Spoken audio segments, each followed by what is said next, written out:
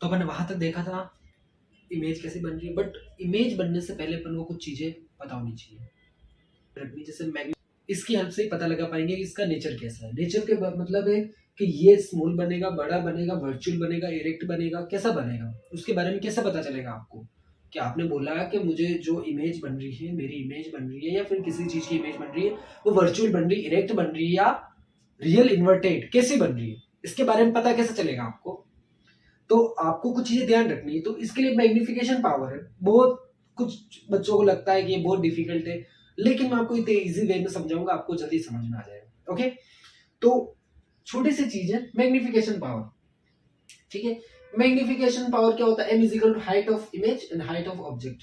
जो इमेज बन रही है उसकी हाइट, हाइट का मतलब जैसे मान लो कि मैंने ले लिया प्लेन मिरर, है ना, इसके मान लो यहाँ पे मैंने इसे खड़ा कर दिया, ये है, और इधर मेरा वापस इमेज बन रही है। ठीक है, यहां से जो इसकी जो हाइट है वो, और यहां से इसकी जो हाइट है वो होती है। ठीक है, हाइट ऑफ इमेज और हाइट ऑफ ऑब्जेक्ट, इतनी बात समझ में आई। तो जो हाइट है उसके बारे में मेजर करेंगे। तो हाइट के बारे में आपको कुछ चीजें पता होगी, जैसे क्वेश्चन में भी दिया होगा या फिर आपको पता रहेगा कि ये वाली जो चीज है, अगर वैल्यू ऑफ एम की बात करते हैं, मैं केवल वैल्यू की बात करता हूँ एम की, तो 3 टाइप से, और सिंबल ऑफ एम की बात करो वर्चुअल इरेक्ट और रियल इन्वर्टेड, यानी प्लस माइनस 2 ही चीजें होगी इसके अंदर। आप समझिए, एम जो होगा, जो मैग्निफिकेशन पावर, वो कैसे कैसा हो सकता है। जैसे अपन इसको देखेंगे, या तो पहली चीज अपन ये देखेंगे कि ये जो वैल्यू दे रखी है वो कैसी दे रखी है, 1 से अबोव, 1 से बिलो कैसी है, और इसके अंदर जो सिंबल यूज किया हुआ, प्लस यूज किया हुआ, माइनस यूज किया हुआ है। ठीक है, यूज मतलब वो जो भी आप देखोगे उसमें पता लग जाएगा। बट अगर मान लो कुछ भी नहीं दिया हो तो प्लस मानते अपन, तो वो चीज भी समझ में आ जाएगी। ठीक है, तो देखना ध्यान से। जैसे मैंने बात की वैल्यू ऑफ एम की बात की ना, वैल्यू ऑफ एम यानी एम का मान 1 से बड़ा है, इक्वल है, या 1 से छोटा है। ठीक है, अगर 1 से बड़ा है तो अपन को दिख रहा है बड़ा यानी बिग।